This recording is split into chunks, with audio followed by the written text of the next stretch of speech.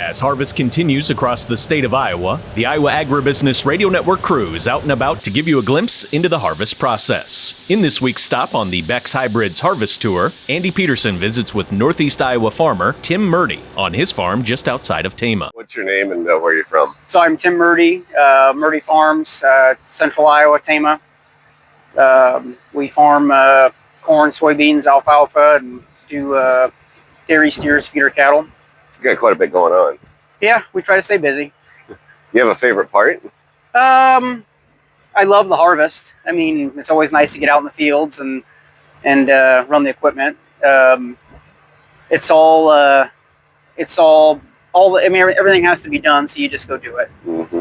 Yeah, I don't know if corn, soybeans, if the dairy cattle was your favorite, the alfalfa, favorite activity on the farm? Well, right now the cattle is my favorite because it pays the best. It's Right. The corn and beans.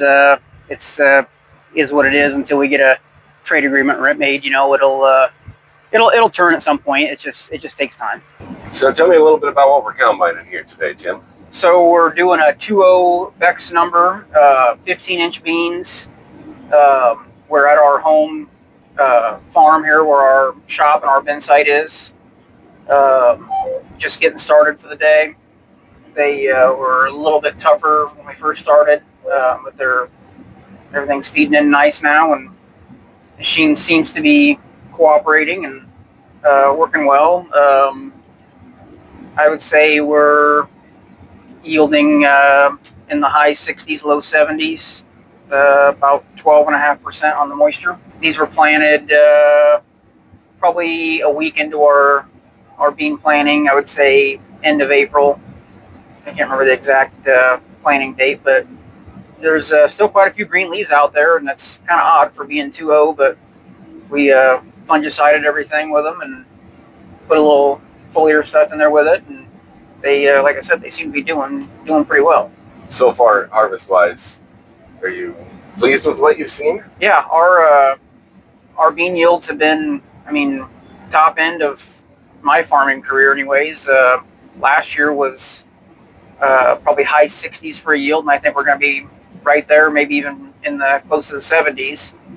For southern Tama County, that's pretty good. We have quite a few rolling hills out here. What corn we've done has been anywhere. The lowest average is 250. The highest is 285, which is really, really good. We actually did 2 passes of fungicide this year. My guy that does my aerial for me talked me into it, and I'm glad he did, because there's a lot of disease in the corn. The rust was a huge player. It looked like it's going to pay off real well. It's the first time in history for me that you could visually look at a field and see a guy that did or didn't apply fungicide. You can see that where it made a difference. Our corn over there is standing. It's standing like a tree. How'd you get started with Beck's?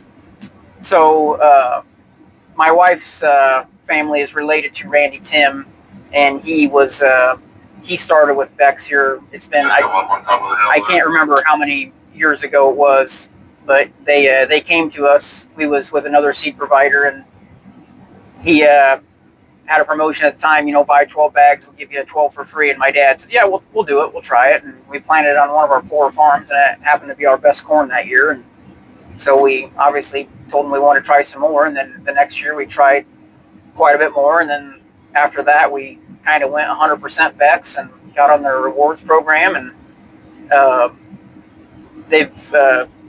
we've been with them ever since. Randy's always been in our corner to help us on the service side of it, and we've never really had no crop failures that was seed related. Obviously with the derecho and some other stuff like that, but I don't care if it's seed, chemicals, machinery. You go where you get the best service, and we have gotten pretty stellar service from Beck's. On both crops, corn and soybeans, and alfalfa too, I guess. Yep. So yeah, we plant Beck's alfalfa. We've tried 2 different varieties with them, and I've picked out one that I feel gives us the best quality. We do up to 6 cuttings a year on our alfalfa. We try to get the RFE, between our goal is to be, 160 to 200.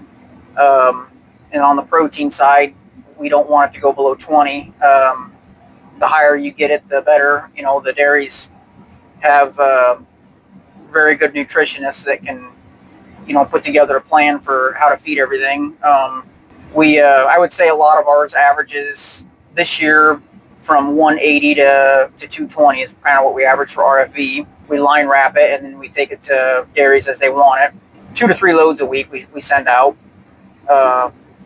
We're kind of competing with the dry hay guys and, the Dakotas and, western Nebraska and even Colorado. With the hay numbers they can get out there, their air is so much better than it is in Iowa. They can make really good dry hay, but we've done it wet, and we've got the dairies to switch it to wet, and they actually prefer it now that way. But Beck's has, always helped us on that. They have a free replant program. Alfalfa is one of the hardest crops there is to get to grow. Once you get it to grow, you can't kill it. But we've had a few thin spots here and there and hills that didn't take, and they always come right back and cover their replant program. And for me, it's like I said, service is everything.